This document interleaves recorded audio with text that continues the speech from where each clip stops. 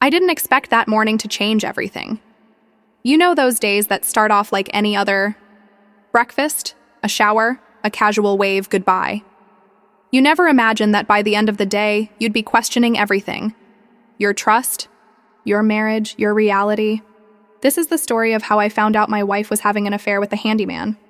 Yeah, sounds like a bad soap opera, right? But it happened. To me. And it's more complicated than you think. It was mid-June.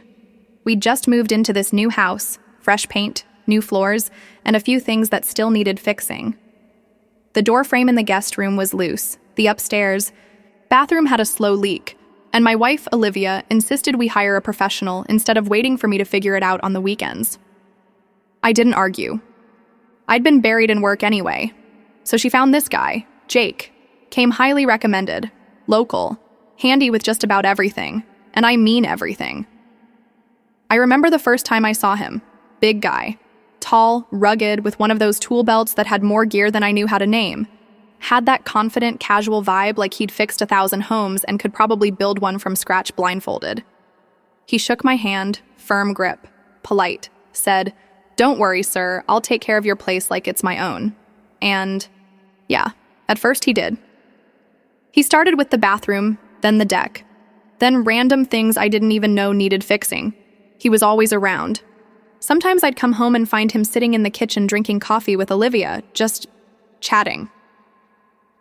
At first, I didn't think anything of it. I mean, I trusted my wife. We'd been married 7 years. We'd had our ups and downs, but we were solid, or at least I thought we were. But then there were little signs. She started dressing differently, subtly, but I noticed. A little more makeup in the morning, even if she wasn't leaving the house. Perfume on days when she'd just be hanging around while Jake finishes up the trim. And then there were the glances. You know the kind. The ones where they look at each other just a little too long, smile just a little too warmly. One day, I came home early from work. I wasn't trying to catch anything. I just had a migraine and couldn't stare at the computer screen anymore. The house was quiet. Too quiet. I walked upstairs, and that's when I heard them, laughing, whispering, from the guest room. I stood at the door. It was slightly open, and there they were. Jake had his back turned to me, bent over, working on the baseboard. His tool belt was hanging off to the side. Olivia was sitting on the edge of the bed, watching him, eyes locked like he was the most fascinating thing on earth. She wasn't touching him. He wasn't touching her, but the air between them was electric. I didn't say anything. I backed away slowly. My head was pounding, but not from the migraine anymore. That night, I didn't confront her. I couldn't. I didn't want to believe what I'd seen. I told myself it was nothing. Just friendly, just a crush. She loved me, right? But the next few days confirmed what I was afraid of. She was distant. Guarded. Her phone never left her side. The password changed. One night, while she was in the shower, I checked her texts. I know, low move. But something told me I needed to see. And there it was. Dozens of messages between her and Jake. Not overly graphic, but the meaning was clear. Flirty. Personal. Way too personal. Things like, "You make me feel alive again. Wish you could stay longer today. I dreamt about you last night." My heart sank. My stomach turned. I felt rage, sadness, betrayal, everything at once. I waited until the next morning to say anything. I sat across from her at breakfast, just staring at her. She asked if I was okay, and I finally asked, "Are you in love with him?" She froze. Didn't deny it. Didn't even look shocked, just silent. "I didn't mean for it to happen," she finally said. "It just did." It just did. Like that makes it okay. We talked for hours. There were tears, yelling, silence. She told me she felt unseen, that I'd become more of a roommate than a partner, that Jake made her feel something again, like she was wanted. I won't lie, I'd been distant. Work had taken a toll. I thought I was providing, supporting. I thought that was enough. But love doesn't work like that.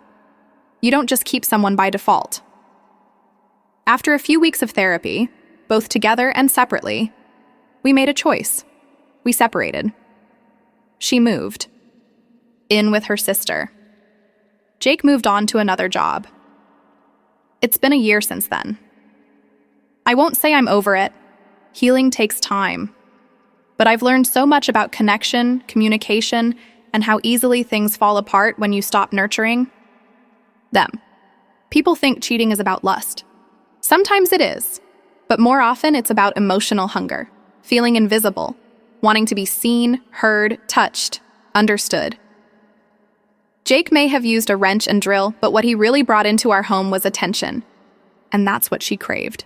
That's what she wasn't getting from me. I'm not justifying what she did. Betrayal is betrayal. But I understand it now in a way I didn't back then.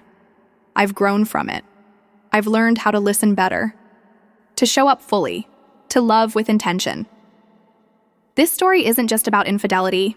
It's about awareness, about noticing the small shifts before they become earthquakes, about putting in the work even when things seem okay on the surface. If you're in a relationship right now, don't wait for it to fall apart. Check in, be present, notice, talk. Don't be the guy who only realizes what he had after someone else fixes the door. Thanks for listening to my story. Maybe it hit close to home. Maybe it opened your eyes. Either way, I hope it helps you choose connection over assumption, presence over autopilot. And if you're going through betrayal, know this. You're not alone. You will heal. One honest step at a time. Text on screen. If this story moved you, share it with someone who needs to hear it. Stay strong, stay awake, stay human.